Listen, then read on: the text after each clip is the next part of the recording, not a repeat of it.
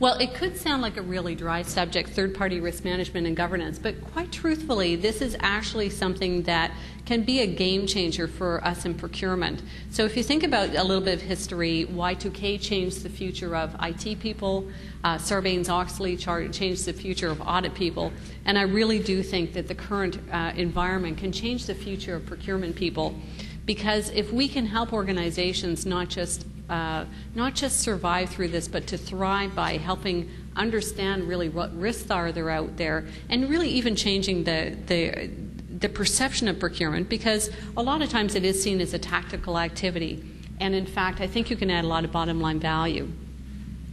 So I think that one of the things that's happening, and everybody's familiar with, is these new business models.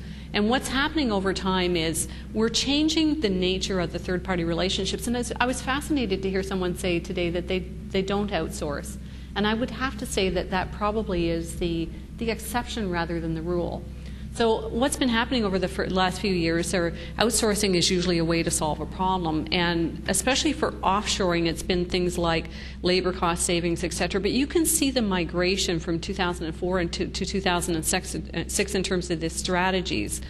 And so labor cost savings, of course, is very important, but look at some of the other things that are moving up in terms of supporting business strategies. So I think what really interests me is, access to qualified personnel. Look at the growth strategies. Back in 2004, we didn't even think of outsourcers or offshoring companies as supporting growth strategies in the organization. And look at the way that you're partnering with other companies in terms of not just some fairly basic supply chain and logistics, but also acquisition of professional services. A lot of R&D is being outsourced. And so if you think about whether you're in manufacturing or services industries, that changes the relationship with these companies in a very interesting way. But what it does do, of course, is make us so much more dependent on third parties than we were in the past, because we no longer control supply chains. We no longer control R&D type activities. We no longer control things like redundancy. I've seen a lot of companies outsource their hot backup sites for their data centers. These things really change the face of the relationships. And we as procurement people are now being asked to have a different role. So interestingly enough, I probably have spent more time in risk governance and risk management in the past year than ever before, and it now is actually hitting the C-suite, the CEO agenda. I recently put in place a fairly extensive third-party risk management program for a large multinational company. And I started seeing emails that were going around the company, and they were really honestly from the CEO saying, pay attention to these things, pay attention to that thing. So it was good for us because we could go through the checklist and just make sure our program covered it.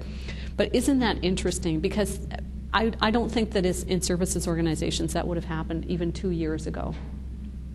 So that's really the case for change.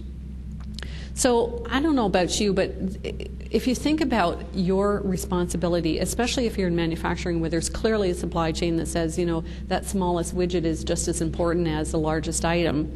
In services organizations, that's an awareness that's coming to forefront, particularly as you have pure outsourcing where people are helping you run systems in production, you have part of your workforce is somewhere else. And worrying about whether or not those suppliers are going to survive, whether they'll continue to have you as one of their top customers if they're having some problems, and whether they'll perform to your expectations is something that is very much top of mind. So, the synchronized global downturn, without a doubt, we heard a lot today about what's happening with the suppliers, and certainly during our breakouts as well. The investments are hard to value. We don't know what's on companies' balance sheets. And I actually have a financial background, so I guess unlike some other people, so I have a really keen interest in the financial component of sourcing and procurement. But one of the things that I often think about is what's sitting on the balance sheets of your suppliers. So they may have taken their own investment portfolio, and think about when the ABCP market was frozen here in Canada. That meant that they couldn't even access the capital that they owned because it was frozen. So that's another thing to think about. It's not just what you see on the balance sheets, but also the composition of the balance sheet And I've been a corporate banker. I've done a lot of different things. So my corporate banker background is always asking me in the back of my mind, what's in the balance sheet, and are there any hidden problems there that you would just never see otherwise? Credit markets, that means that maybe if you're not paying them on time, they're not paying their suppliers on time, they're not paying their people. And I don't know if you observed this, but there was quite interesting, some of the companies, for example, in France, I think they're taking, CEOs hostage when they get laid off. Down in the U.S., you've seen situations where politicians are getting involved and trying to intervene in company operations when there's problems. Exchange rates is another one as well, especially when you're dealing globally. And because they're very unpredictable, you really need to think much more about, can you help your company with hedging strategies, and also think about what you put in your contracts. So I don't know about you, but I've heard people tell me that it's unnecessary to put an exchange rate mechanism in your supply contract, which is really quite foreign to me as a concept. So what I would encourage you is, if you are dealing with companies in different currencies, or you think you have an exchange rate capability, just go back and check and make sure that you have something that deals with a combination of exchange rate fluctuations and inflation. And when you put those things together, then you end up with a level playing field in terms of what's happening. But also try to actually put formal financial hedges in place. And traditionally, unless you are, especially in large services companies, they have never done that before. So you're going to have to go and work with your finance department and encourage them to think about large commitments, financial commitments you have, especially when they're cross-border in another currency, either on the receivables and or the payable side.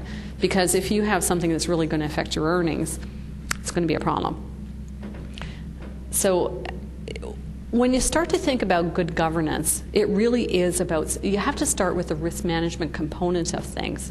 So you've got a combination of external risks, what's happening in the marketplace at large, but also what's happening internally.